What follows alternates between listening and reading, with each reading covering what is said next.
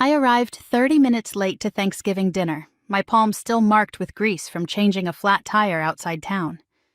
Since my husband Thomas died 4 years earlier, holidays had become a ritual. I drove to my daughter Megan's house, brought dessert, praised her decorations, and pretended I did not feel like a guest in my own family. As I reached the porch, I heard voices through a cracked dining room window. "To a peaceful Thanksgiving," Megan said.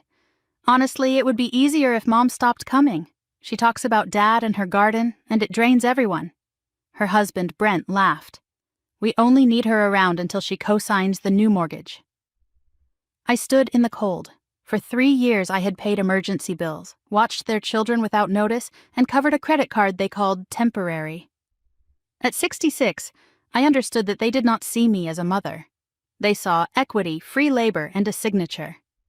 I opened the door and walked into the dining room. "Traffic was awful," I said, smiling as every face turned toward me. "But I am glad I made it. Also, I am listing my house tomorrow, closing our joint account Monday, and I will not co-sign anything." Megan went white. Brent froze with his wine glass near his mouth. I sat, unfolded my napkin, and served myself potatoes. "How long were you outside?" Megan whispered. "Long enough." Brent recovered first. "Linda, people say careless things when stressed." "I agree," I said. "That is why I am responding to the truth behind them, not the wording." The rest of dinner passed in silence. I ate slowly, thanked Megan for the cranberry sauce, and left before pie. The next morning I moved the joint emergency fund into an account. Every dollar had come from me. Then I canceled the credit card I'd given Megan, though recent charges included salon visits, golf equipment, and expensive lunches. At 10:15, she entered my kitchen with her spare key. "You cannot destroy our plans because your feelings got hurt," she snapped. "My feelings are not hurt. My judgment has improved." I held out my hand. "The key." She stared at me, searching for the mother who always surrendered. When she did not find her, she ripped the key from her ring and dropped it on the counter. "You are ruining our lives." "No," I said. "I am taking responsibility for mine." By noon, a real estate agent named Marisol was measuring rooms. The market was strong, the house was debt-free, and her suggested price was higher than expected. Within a week, I accepted an offer from a young couple expecting their first child. Brent called after his card was declined during a business lunch. "You embarrassed me," he hissed. "It was my card." "We had an agreement." "That agreement ended when I learned what it meant to you." 2 days later, Megan arrived with my grandchildren and announced she had a spa appointment. She expected me to cancel my meeting with the movers. "No," I said, handing back their backpacks. "I love them, but you did not ask." "You are punishing the children." "I will visit Sunday. Today you need another plan." She left furious. I locked the door and kept packing. My son, Caleb, came that weekend carrying cinnamon rolls and packing tape. He had never asked me for money. "Megan says you have lost your mind," he told me. "Have I?" He smiled. "Dad would say you finally found it."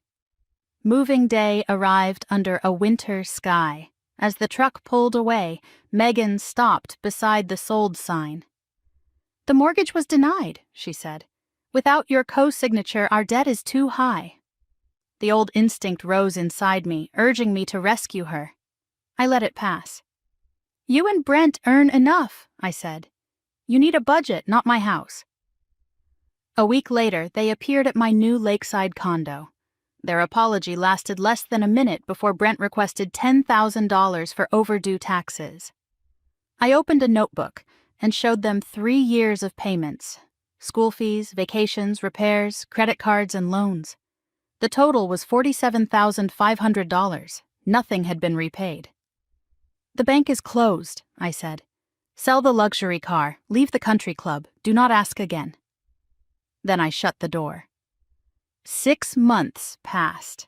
I joined a gardening group, began painting, and learned how peaceful mornings felt when nobody treated my kindness as an obligation.